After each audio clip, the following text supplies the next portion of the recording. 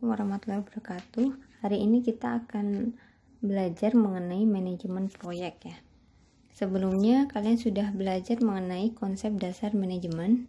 Sekarang kita mau melihat seperti apa manajemen proyek itu ya. Oke, kita melihat dari kata-katanya dulu ya. Yang pertama dari kata manajemen.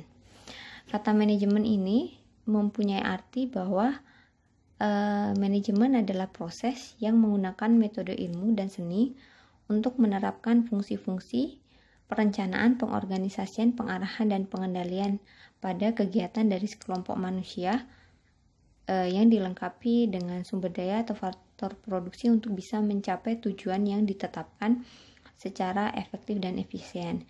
Ini kita sudah bahas kemarin ya. Jadi intinya di sini ada fungsi-fungsi yang dipakai, fungsi-fungsi manajemen. Itu POAC, planning, organizing, actuating, dan controlling ya. Di sini manajemen diartikan seperti itu. Kemudian proyek, hubungannya dengan proyek. Proyek adalah kegiatan atau rangkaian kegiatan yang memiliki satu tujuan spesifik, kemudian dua mempunyai batas waktu kapan mulai dan kapan selesai. Kemudian yang ketiga memiliki anggaran terbatas. Jadi perlu diketahui bahwa tiga aspek ini merupakan kegiatan yang ada dalam proyek ya. Jadi punya tujuan, punya batas waktu, dan punya anggaran. Jadi apa pengertian manajemen proyek? Menurut beberapa ilmuwan bisa dilihat, misalnya kita ambil dari Dr. Sukanto nih. Profesor Dr. Sukanto ini menyatakan bahwa proyek manajemen atau manajemen proyek adalah usaha merencanakan, mengorganisasi, mengarahkan, mengkoordinasi, serta mengawasi kegiatan dalam proyek sedemikian rupa sehingga sesuai dengan jadwal waktu serta anggaran yang ditetapkan. Kemudian menurut Garlock, jika seperti itu, seni dan ilmu dalam mengkoordinasikan manusia, peralatan, material, uang, dan jadwal untuk menyelesaikan satu proyek tertentu, tepat waktu, dan dalam batas biaya yang disetujui. Jadi ada komponen waktu, juga ada komponen biaya selain daripada tujuannya.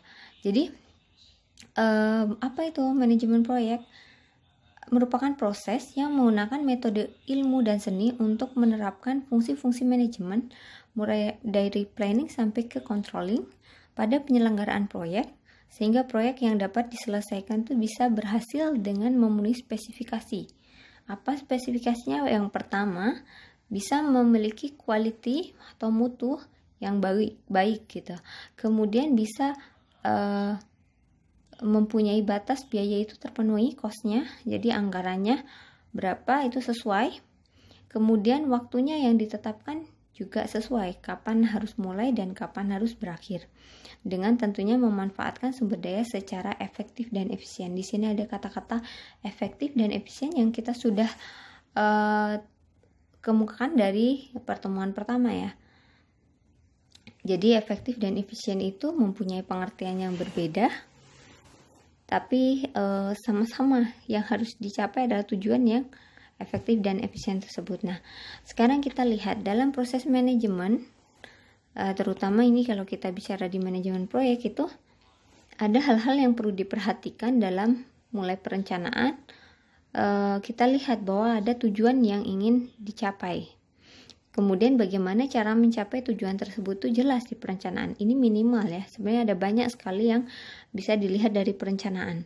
Kemudian pengorganisasian ini tentang bagaimana mengorganisasi kegiatan dan orang. Kemudian menentukan apa yang harus dikerjakan itu ada di bagian pengorganisasian. Kemudian di bagian pengarahan atau actuating itu membuat orang bagaimana bisa bekerja secara optimal, secara baik. Kemudian memotivasi dan mengarahkan orang tentunya. Kemudian yang terakhir itu bagian pengendalian atau monitoring. Ini memastikan bagaimana tujuan bisa tercapai. Kemudian apa saja yang menjadi indikator keberhasilan? Seperti yang tadi saya jelaskan, berarti ada mutu atau quality, ada biaya yang dianggarkan harus sesuai, tidak boleh over budget, tidak boleh melebihi dari anggaran ya yang dikeluarkan itu. Kemudian waktunya harus bisa selesai, misalkan proyek harus selesai dalam sebulan, maka ya harus diselesaikan maksimal sebulan gitu. Kurang dari sebulan itu juga boleh, tapi lebih dari sebulan itu jangan ya gitu. Jadi harus sesuai dengan waktu yang ditentukan. Ini disebut sebagai project constraint. Jadi ada Q, T sama C ya. Ada quality, ada cost, dan ada time.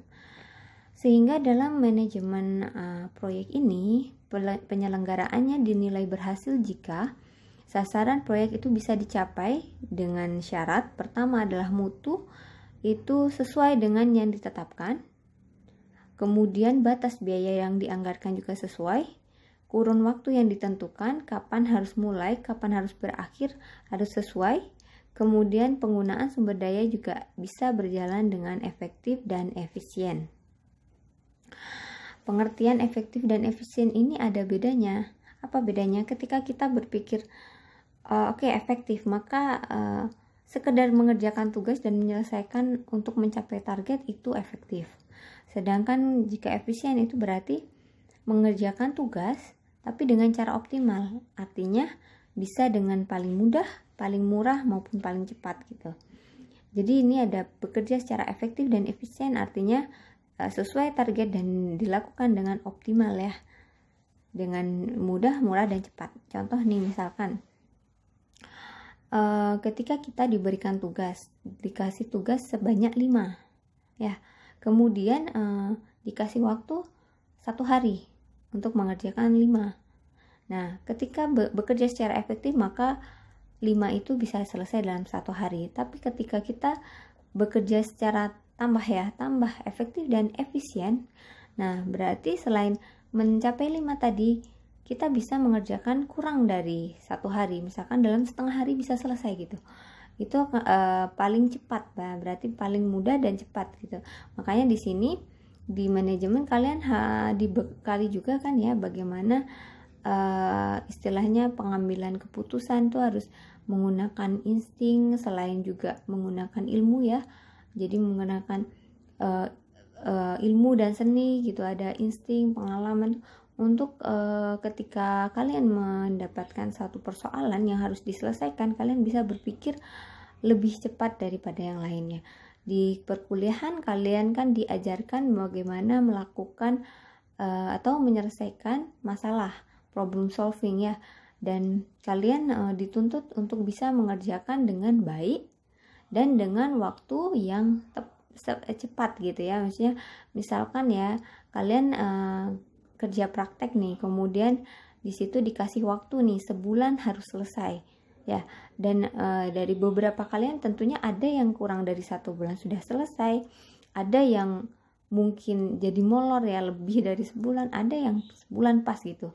Ketika bisa bekerja secara efisien tadi, selain efektif ya, efisien, maka bisa dikerjakan kurang dari waktu yang ditentukan. Nah, bagaimana caranya? Yaitu skill masing-masing dan trik-triknya itu punya diri kalian sendiri yang menentukannya. Nah, itu perlu dipelajari bagaimana kalian bisa memanage waktu kalian dengan baik, kemudian melakukan problem solving itu dengan baik juga gitu ya. Jadi harus berpikir, oh ini kita kalau bisa seperti itu ya, misalkan dalam sama-sama nih kalian punya waktu sehari 24 jam. Dalam 24 jam ini si A bisa menyelesaikan 5 tugas, yang si B bisa selesai 7 tugas ya. Itu kan berbeda. Tapi si C mungkin baru selesai cuma 3 tugas yang dia bisa selesaikan.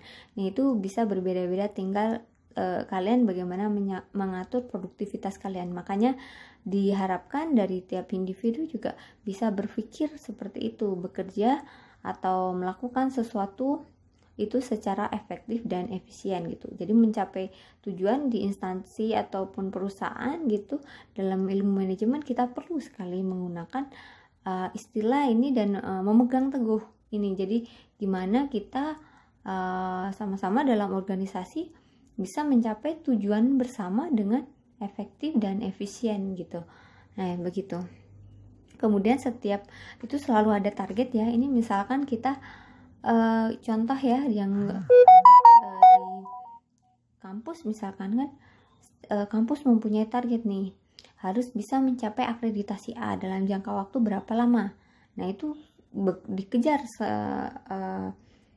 sekuat-kuatnya ya, gimana caranya bisa mencapai target tersebut. Nah, itu ada yang dilakukan apa? Dengan melakukan pekerjaan secara efektif dan efisien agar bisa dalam jangka relatif singkat bisa mencapai akreditasi yang baik. Seperti yang di ITERA termasuk baik sebagai institut baru, terutama di geofisika kan, sudah bisa mencapai akreditasi B ya dalam jangka waktu yang tidak lama gitu. Jadi itu bisa, artinya prodi mampu untuk bekerja secara efektif dan efisien. Nantinya akan bergerak lagi nih gimana caranya ke A gitu. Itu ada tujuan yang kita capai bersama-sama gitu, dan perlu effort dari semua pihak, dan semua pihak dalam organisasi tersebut harus bekerja dengan efektif maupun efisien. Seperti itu. Kemudian kita contoh tentang fungsi-fungsi manajemen proyek sekarang. Kita bicarakan tentang perencanaan proyek. Jadi di perencanaan proyek ini kunci dari manajemen proyek yang efektif. Ya, jadi kuncinya itu ada di perencanaan. Ya, perencanaan proyek ini mencakup mulai dari tujuan ya. Jadi tujuannya apa itu didefinisikan, kemudian menentukan sasaran, setelah itu menyusun rangkaian kegiatan dan strategi. Dan ini mutlak diperlukan untuk semua institusi, semua instansi maupun departemen, kemudian semua perusahaan juga memakai ini. Jadi perencanaan itu sangat penting sekali. Di lingkup kampus itu di tingkat institusi ada, di tingkat prodi pun ada, dan mungkin di UPT misalkan contoh UPT MKG misalkan yang rata-rata kalian KP-nya di situ ya, itu juga ada, semuanya ada perencanaannya. Di Pertamina kalian ambil contoh juga ada. Jadi mempunyai perencanaan yang sangat matang gitu ya. Nah, khususnya di perencanaan proyek ini berarti di dalam satu kampus ya, kalau kalian lihat, saya ambil contoh di ITB itu ada khusus yang menangani proyek itu bagian LAPI. Jadi di situ ada khusus yang menangani proyek tertentu, misalkan proyek dengan Pertamina, maka mereka akan mungkin bekerja sama dengan ITB melalui LAPI, kemudian menjalin kerjasama tersebut, dan mungkin contohnya sih membuat satu proyek yang dikerjakan sama-sama, misalkan proyek software ya, harus dikerjakan dalam waktu sebulan misal, atau kalau terlalu singkat ya dalam jangka waktu misalkan setengah tahun gitu ya. Nah, itu berarti harus dilaksanakan sesuai dengan waktu yang ditentukan, dan kemudian dengan budget tertentu akan ada dana dari Pertamina tentunya ke LAPI untuk bisa dikembangkan, dimanfaatkan untuk mengakomodir pekerjaan atau proyek tersebut agar bisa selesai sebelum waktunya, atau ya sesuai dengan waktu yang ditentukan tadi, setengah tahun harus selesai ya. Seperti apa hasilnya. Maka ketika perencanaannya itu dibuat sebaik-baiknya dan hasilnya akan memuaskan dari segi quality, dari segi waktunya pas, tidak molor gitu, kemudian dari segi biaya juga tidak over budget gitu, sesuai semuanya, maka akan menjadi catatan yang baik bagi pemberi proyek itu. Nantinya ketika ada proyek lagi bisa merekomendasikan di mana, oh ya di sini sangat terpercaya, bagus kerjanya, manajemen proyeknya berarti sangat sukses ya dalam mengelola sumber daya, sehingga bisa menghasilkan tujuan yang diminta oleh klien, dalam hal ini misalnya di contoh Pertamina gitu ya. Oke, jadi sangat penting perencanaannya ya, bagaimana mengakomodir itu dengan baik. Kemudian apa saja yang harus dituliskan dalam perencanaan proyek atau harus dicapai? Ini ada beberapa. Yang pertama, mendefinisikan tujuan proyek itu apa. Ini contoh ya, misalkan ada proyek dari Pertamina kepada El Nusa diminta untuk melakukan akuisisi seismik. maka proyek itu proyek seismik ya, proyek akuisisi seismik. Misalkan diberi jangka waktu 2 bulan harus selesai. Di daerah, contoh saja misalkan di daerah Riau misal contoh. Maka tujuannya apa? Tujuannya berarti melakukan akuisisi seismik 2 dimensi di daerah Riau dengan quality yang bagus. Nah, kualitinya dituliskan mau seperti apa gitu ya. Nah, itu didefinisikan sebagai tujuannya. Kemudian sasarannya juga akan dituliskan, lingkupnya di daerah mana, seperti apa, itu dijelaskan di situ. Kemudian hasilnya harus seperti apa yang diharapkan gitu. Kemudian sumber daya yang diperlukan apa? Ini butuh geofisika, lulusan geofisika sebanyak berapa orang itu didefinisikan, diperlukannya berapa saja gitu. Kemudian misalkan butuh geologinya berapa, kemudian mungkin butuh untuk orang geodesi misalkan, ya itu beberapa sumber daya yang diperlukan apa saja ini dituliskan. Dan nanti setiap ini kan ada anggaran gitu, misalkan untuk menghonor untuk sarjana geofisikanya, untuk geodesinya, untuk bagian keuangannya juga ada gitu. Jadi ini menentukan sumber dayanya, kemudian melihat juga dari anggarannya ini cukup nggak gitu. Ini sudah direncanakan di proyek. Kemudian pendekatan strategi agar bisa berhasil itu apa aja yang harus dilakukan, step-stepnya gitu. Kemudian faktor keberhasilan itu apa saja, itu penting untuk dirumuskan agar bisa dicapai sama-sama gitu di perencanaan proyek seperti itu. Kemudian dibentuklah organisasi proyek ini ya. Ini organisasi proyek ini bisa bermacam-macam, tapi penjelasan detailnya akan saya jelaskan di minggu selanjutnya ya. Tapi intinya pembuatan dari struktur organisasi proyek ini tergantung dari strategi pelaksanaannya seperti apa, kemudian lingkungan tempat beroperasinya itu seperti apa, teknologi yang dipakai, dan juga karakteristik anggotanya gitu. Ini contoh aja ketika bicara dengan organisasi fungsional. Maka ketika organisasi fungsional ini akan ada direktur paling tinggi, kemudian ada manajer umum, keuangan, operasi, dan teknik dan proyek. Jadi proyek ini masuk ke dalam manajer teknik yang umumnya jadi dislotkan ke situ. Jadi selain menangani teknikal juga menangani ketika ada proyek. Kemudian di situ di bawahnya ada beberapa fungsi yang lainnya. Nah, ini contoh saja ya. Kemudian yang perlu diketahui bahwa organisasi proyek ini merupakan bagian dari organisasi yang lebih besar. Saya tadi kasih contoh, misalkan di ITB itu ada LAPI. Dia lembaga yang dibentuk untuk menangani proyek-proyek yang dari luar nanti lewat situ gitu. Kemudian bisa juga di bagian organisasi lainnya, misalnya di ITERA juga seperti itu, atau di Pertamina juga ada bagian organisasi proyeknya. Nah, itu jadi bisa menjadi bagian dari organisasi besar seperti di pemerintahan juga, misalkan Kementerian SDM ini ada bagian khususnya yang berhubungan dengan proyeknya. Ada juga institusi, kampus, ada juga lembaga atau badan dan lain-lain ya. Terus di perusahaan juga bisa, kemudian kelompok kepentingan lainnya ya. Jadi biasanya organisasi proyek itu bagian dari organisasi yang lebih besar gitu. Jadi ada yang gedenya, kemudian proyek ini menangani ketika memang ada hal-hal tertentu yang membutuhkan kerjasama dengan orang lain ya, atau dengan lembaga lain atau instansi lain, kemudian memberikan target jangka waktu tertentu untuk bisa dicapai gitu tujuannya sama-sama dan sesuai dengan anggaran.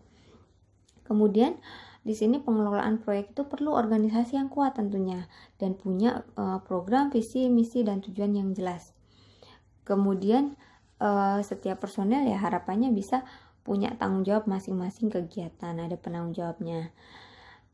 Organisasi proyek ini juga bisa sebagai sarana dalam mencapai tujuan. Jadi tujuan yang sudah didefinisikan di perencanaan tadi itu bisa dicapai dengan sarana organisasi proyek ini, karena di organisasi proyek inilah bagian yang mengatur, mengorganisasi sumber daya yang dimiliki tenaga kerja, material, peralatan, dan modal secara efektif dan efisien dengan menerapkan sistem manajemen yang sesuai dengan kebutuhan proyek tentunya.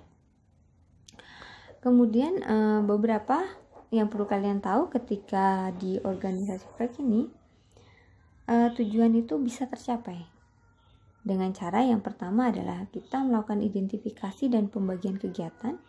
Jadi perlu diketahui nih, kerjaannya apa aja, seberapa banyak, kemudian kebutuhan sumber dayanya seperti apa, jadwal dan anggaran, kemudian dilaksanakan pokoknya sesuai dengan sasaran dan tujuan proyek.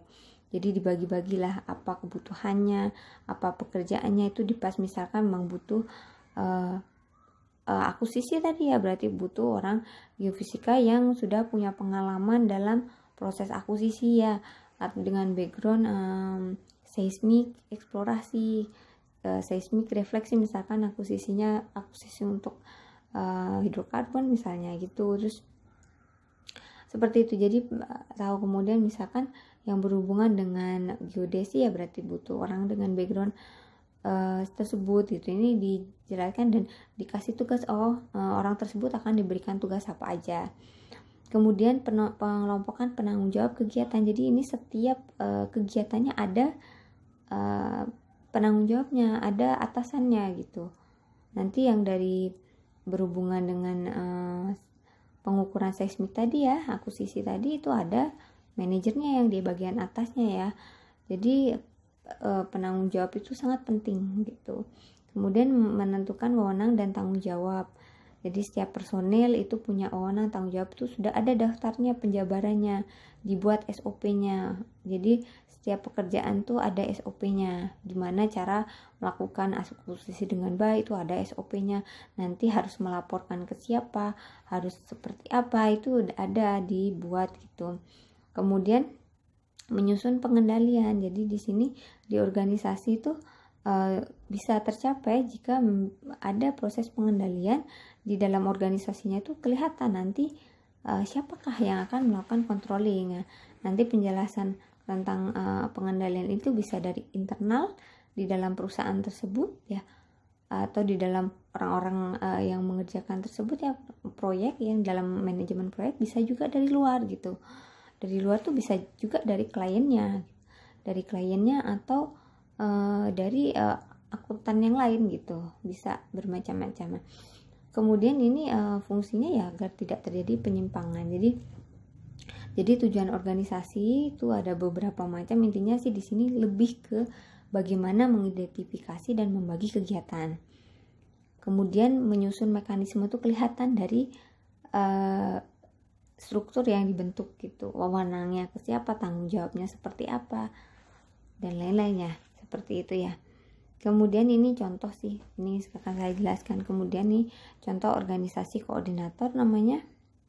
Kemudian ini ada organisasi proyek murni, ini seperti terpisah, punya status mandiri ya, terpisah dari organisasi lain. Jadi kayak di dalam pengerjaan proyek itu ada manajer khusus proyeknya, kemudian di situ dibentuk sendiri loh, ada khusus nanti yang di administrasi keuangannya, ada perencanaan, ada konstruksinya, itu benar-benar di bawah proyek, manajer proyek, jadi punya wewenang khusus dalam pelaksanaannya gitu.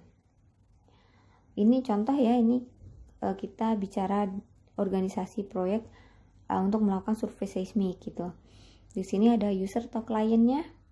Misalkan contoh ini ada survei seismik dilakukan oleh Pertamina, meminta bantuan atau memberikan proyek kepada Elnusa, misalkan di user kliennya sebagai Pertaminanya berarti. Kemudian nanti di bagian sini, bagian kepalanya ini akan membentuk ya beberapa divisi, ada administrasi, humas, kemudian ada di mekanik transport, dan juga yang bagian khusus menangani akuisisinya ya. Di sini ada butuh berarti bagian geodesi, rintis bridging, drilling, recording maupun seismologis. Nah, ini harus didefinisikan sendiri-sendiri. Setiap ini ada butuh keilmuan tertentu kan yang dibutuhkan. Ini adalah pembagian tugas dan juga pemanfaatan sumber daya manusia yang sebaik-baiknya nih dilakukan di organisasi proyek ini ya. Jadi di geodetik nih butuh sarjana dari background geodesi misalkan. Drilling ini butuh dari orang-orang perminyakan. Recording ini butuh dari orang geofisika, misalnya seismologis butuh dari orang geofisika. Ini didefinisikan seberapa banyak orang yang terlibat di situ, nanti mereka akan bertanggung jawab kepada manajer bagian atasnya, seperti itu ya. Begitu. Kemudian yang tidak kalah pentingnya adalah kepemimpinan proyek ya. Jadi selain organisasinya tadi ada kepemimpinan proyek. Jadi kepemimpinan proyek ini adalah tugas besar dari para manajer tadi, kalau di sini manajer proyeknya terutama ya, atau pimpinan yang lebih atasnya lagi. Nah, ini punya tugas ya, ada tugasnya adalah menjadi sumber informasi bagi masalah yang berkaitan dengan pelaksanaan proyek. Jadi sebagai pemimpin proyek tentu harus mengetahui secara umum dan secara utuh tentang proyek tersebut. Dia yang akan bekerja sama dengan klien, dia yang akan berkomunikasi, dan dia yang tahu secara detail tujuan proyek itu apa. Jadi dia sumber informasi. Ketika ada masalah terjadi pun yang dibutuhkan adalah skill dari salah satunya ya dari manajer proyeknya ini ya, yang paling berperan besar bagaimana bisa memecahkan masalah ketika pelaksanaan proyek. Kemudian mampu melakukan koordinasi dan usaha-usaha antar departemen yang di fungsional maupun organisasi peserta proyeknya. Jadi dia yang melakukan koordinasi dan komunikasi ya.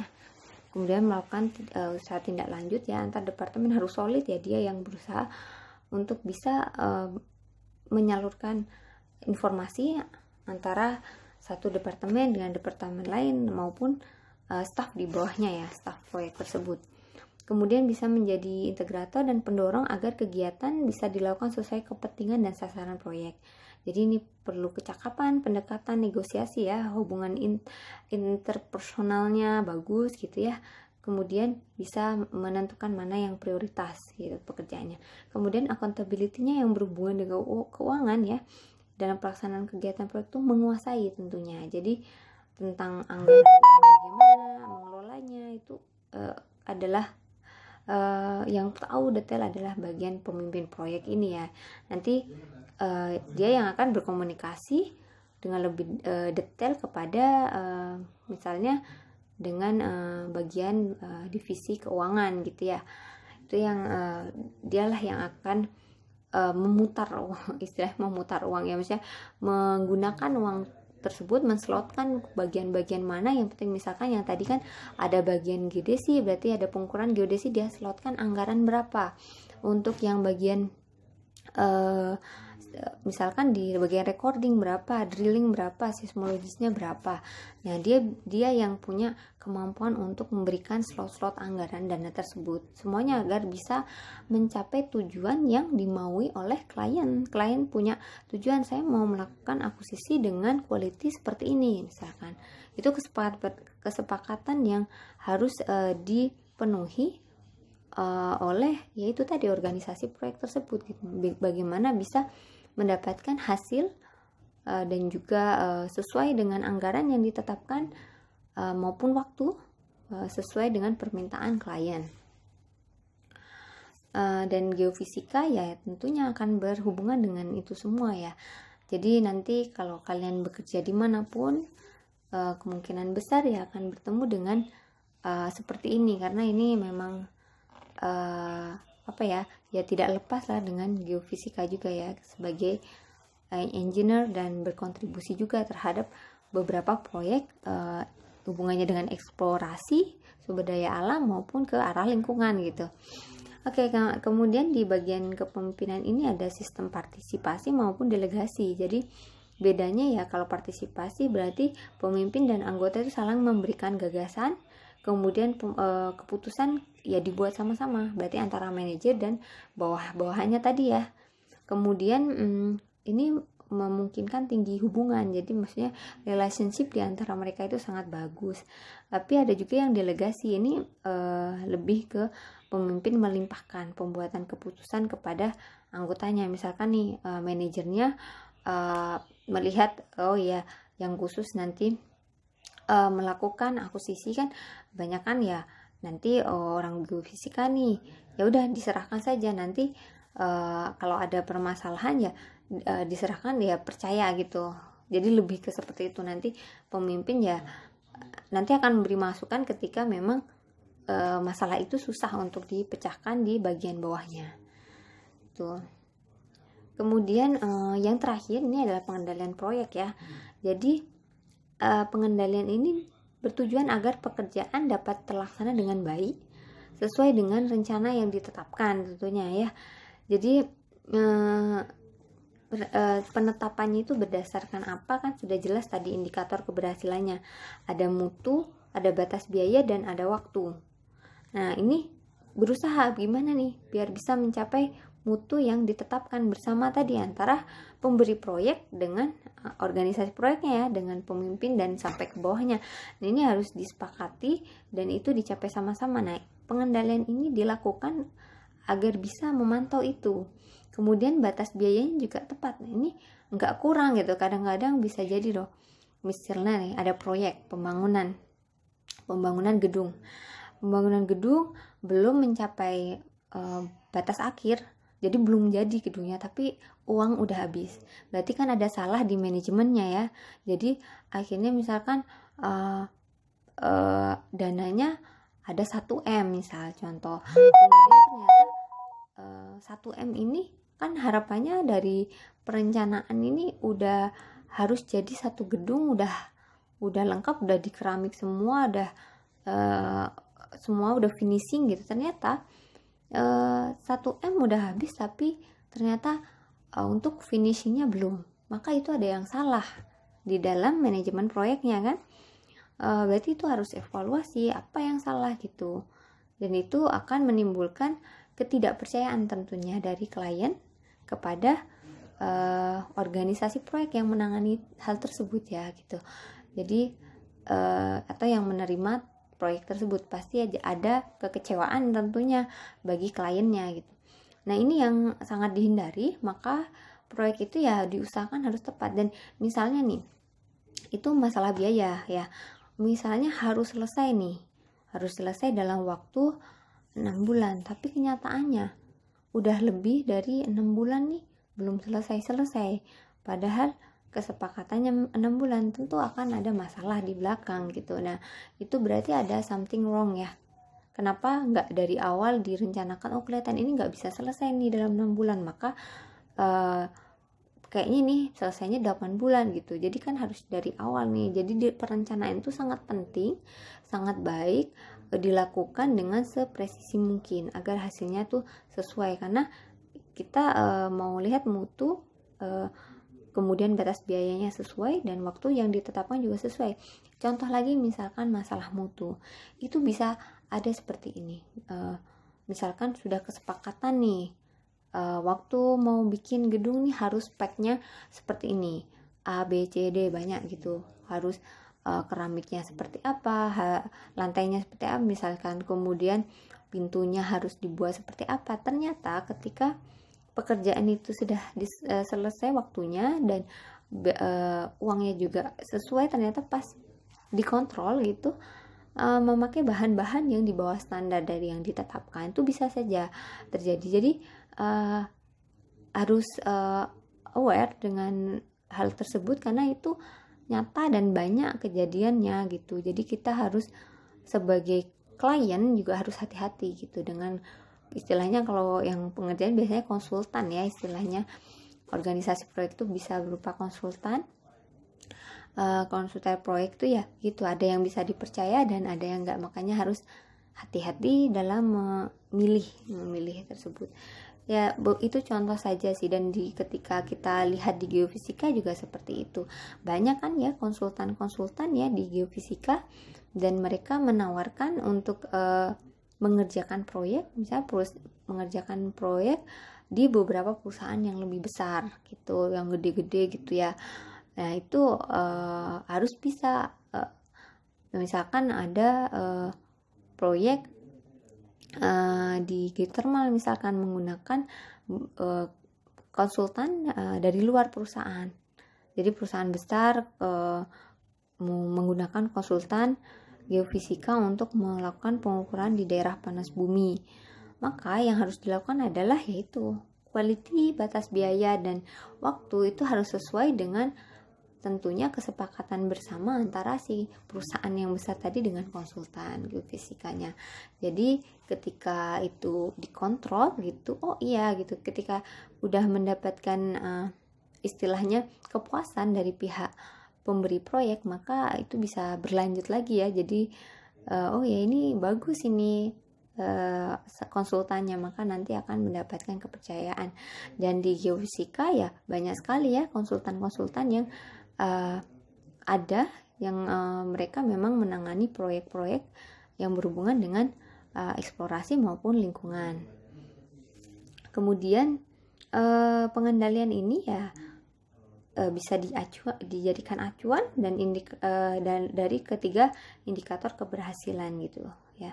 Indikator keberhasilan tadi yang sudah saya jelaskan, ada quality, ada cost maupun ada time ya, seperti itu. Dan ini contoh aja ya, dalam halnya perencanaan dan pengendalian, ini dua komponen yang sangat penting sekali ya. Itu yang pertama ada di bagian perencanaan, mulai dari menyusun sasaran, lingkup kerjanya di seperti apa, dan standarnya. Kemudian bagian pengendalian ini memantau prestasi pekerjaan. Jadi pemantauan kontrol itu juga pas pelaksanaan, jangan pula pas udah mau selesai baru dilihat kan, jangan seperti itu, nanti bisa jadi tidak sesuai kan. Nah tapi kalau pas sedang pelaksanaan dan dilakukan kontrol kan bisa mencegah hal-hal yang tidak diinginkan. Jadi di bagian memantau prestasi pekerjaan ini ada mengukur hasil pekerjaan, mencatat, memeriksa kualitas dan kinerja. Kemudian bagian selanjutnya adalah mengkaji dan menyimpulkan. Kemudian ada tindakan pembetulan. Tindakan pembetulan ini ketika memang perlu dijadwalkan untuk mengerjakan kembali, itu rework, berarti harus dikerjakan kembali. Jadi atau misalkan sumber daya yang ini harus dilakukan relokasi, maka perlu direlokasi, atau perlu jadwal lagi untuk memperbaiki ya, agar bisa mencapai sasaran tujuan, maka perlu jadwal lagi untuk memperbaiki hal tersebut. Nah ini tinggal kesepakatan antara bagian pengendalian dan perencanaan gitu. Kemudian dari aspek pengendalian itu selain 3, ternyata ada bisa tambah lagi sebenarnya lingkup pekerjaan. Jadi selain mutu, biaya, yang penting sama jadwal mungkin bisa Untuk pengendalian sendiri kan dibagi menjadi 2 seperti yang saya jelaskan tadi. Jadi bisa pengendalian secara internal dan eksternal. Jadi ketika kita bicara pengendalian internal berarti dilakukan oleh organisasi yang bersangkutan, berarti yang ada di dalam organisasi tersebut. Sedangkan jika eksternal berarti oleh badan atau organisasi di luar penyelenggara proyek. Jadi bisa menggunakan auditor, akuntan publik ataupun yang lainnya gitu, atau klien ya. Jadi di sini bisa ada 2 pengendalian, tergantung dari kesepakatan yang dihasilkan bersama-sama. Oke, mungkin itu saja yang bisa saya sampaikan terkait manajemen proyek. Kita lanjutkan minggu depan. Wassalamualaikum warahmatullahi wabarakatuh.